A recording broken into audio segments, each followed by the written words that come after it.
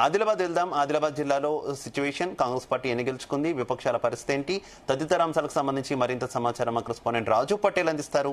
రాజు పటేల్. ఉమ్మడి ఆదిలాబాద్ జిల్లాకు వచ్చేసి మనకు 4 జిల్లాలు ఉన్నాయి. ఆదిలాబాద్, నిర్మల్, కొమరంభీం, ఆసిఫాబాద్, మంచిర్యాల. ఈ 4 జిల్లాల పరిధిలో కూడా మనకు ఫస్ట్ ఫేజ్ లో మొత్తం 506 గ్రామ పంచాయతీలు ఎన్నికలు జరిగాయి. దీంట్లో 236 గ్రామ పంచాయతీలో కాంగ్రెస్ పార్టీ మద్దతు తెలిపినటువంటి అభ్యర్థులు సర్పంచ్ గా గెలిచారు. ఇక రెండవ స్థానంలో 122 మంది అభ్యర్థులు బీఆర్ఎస్ పార్టీ ఎవరైతే సపోర్ట్ చేస్తారో వారు గెలిచారు. ఇక 45 గ్రామ పంచాయతీల్లో బీజేపీ మద్దతుదారులు గెలవగా 98 గ్రామ పంచాయతీల్లో ఇండిపెండెంట్ గెలిచారు. అంటే ఈ 98 మంది ఇండిపెండెంట్ గెలిచడంలో దాదాపు 34 మంది కాంగ్రెస్ రెబల్ ఉన్నారు, మరొక 6 మంది బీఆర్ఎస్ రెబల్ గా ఉన్నారు.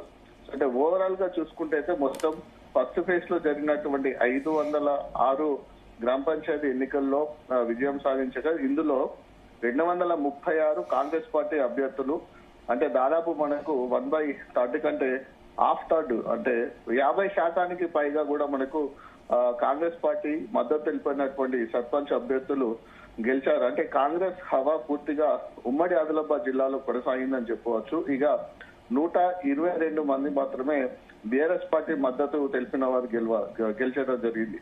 3rd ప్లేస్ లో ఇండిపెండెన్స్ వచ్చారు, 4th ప్లేస్ లో బీజేపీ వచ్చారు. అంటే ఇక్కడ ఈ రోజు అంటే ఫస్ట్ ఫేజ్ లో జరిగినటువంటి ఏదైతే మన నిర్మల్ జిల్లా ఉందో, నిర్మల్ జిల్లా ఖానాపూర్ కాన్స్టిట్యున్సీ లో మనకు 6 మండలాల్లో ఓటు జరిగి ఖానాపూర్ ఎమ్మెల్యే అక్కడ కాంగ్రెస్ పార్టీకి చెందినటువంటి వెడ్మ బొజ్జు పటేల్ అక్కడ ఉన్నారు. సో అక్కడ కాంగ్రెస్ పార్టీ అధికంగానే సీట్లు గెలుచుకుంది. కానీ నిర్మల్ జిల్లాకు సంబంధించినటువంటి ప్రధాన నాయకుడు బీజేపీ పార్టీకి చెందినటువంటి బీజేఎల్పీ నేత అక్కడ మనకు మహేశ్వర్ రెడ్డి ఉన్నారు. సో మహేశ్వర్ రెడ్డి తన యొక్క ప్రాబల్యాన్ని కానీ బీజేపీ పార్టీ యొక్క ప్రాబల్యాన్ని కానీ నిర్మల్ జిల్లా ఫస్ట్ ఫేజ్ లో జరిగిన ఎలక్షన్ లో చూపించుకోవడంలో పూర్తిగా విఫలమయ్యారని చెప్పుకోవచ్చు. ఎందుకంటే అక్కడ బీజేపీకి అసలు మనకు 2 డిజిట్స్ కూడా అక్కడ మనకు సర్పంచ్లుగా గెలవని పరిస్థితి నిర్మల్ లో జరిగింది.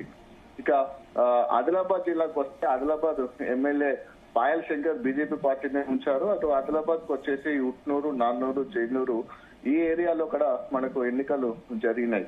సో అక్కడ కూడా బీజేపీ పార్టీకి సంబంధించిన ఎవరు రాలేదు, కాంగ్రెస్ పార్టీ హవాన్ అక్కడ కొనసాగింది. ఎందుకంటే అది కూడా కాంగ్రెస్ పార్టీ కాన్స్టిట్యూన్సీకి సంబంధించినటువంటి విషయం. ఇక మంచిర్యాలకు వచ్చేసి మాత్రము త్రికోణ పోటీ జరిగిందని చెప్పవచ్చు. ఎందుకంటే మంచిర్యాల ఎమ్మెల్యే ప్రేమ్ సాగర్ ఉన్నారు, అతనికి కొంచెం అనారోగ్య కారణాల వల్ల ఎక్కువగా గ్రామ పంచాయతీ ఎలక్షన్ పైన దృష్టి పెట్టలేదు. అయినప్పటికీ కూడా కాంగ్రెస్ పార్టీ అక్కడ మొదటి స్థానంలో మంచిర్యాల జిల్లాను కైవసం చేసుకోవడం జరిగింది.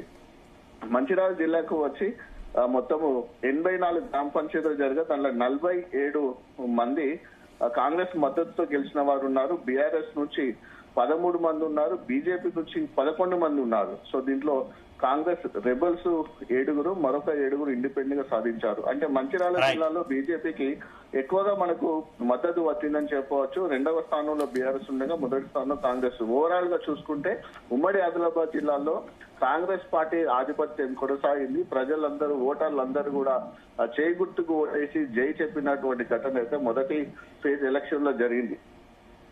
Right, okay, thank you Raju Patel.